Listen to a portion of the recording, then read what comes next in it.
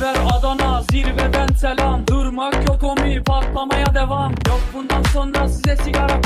Uçuyor yıldızlara müptezel bayan. Gençler Adana zirveden selam. Durmak yok omi, patlamaya devam. Yok bundan sonra size sigara filan.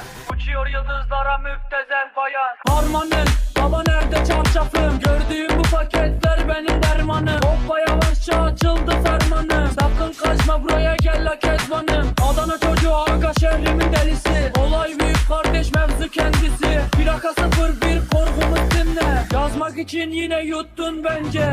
Hey torbacı bana versene borç. Olmaz lan valla mallar beşik atıyoruz. Bu yüzden babamın cüzdanını çalıyoruz. Akşam olunca dayak yemeye başlıyoruz. Gençler Adana zirveden selam. Durmak yok omi, patlamaya devam. Bundan sonra size sigara filan.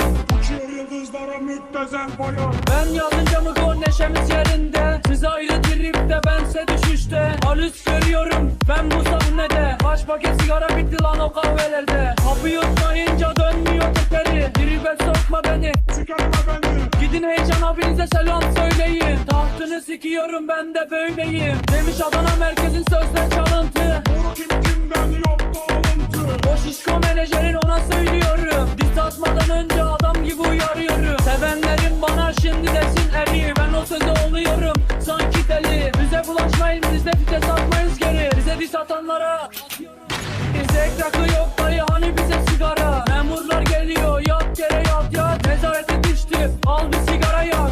10 dakika sonra baba ifaden alınacak. Sokakta yine siren sesleri. İlk başında tetikçi kaldır elleri.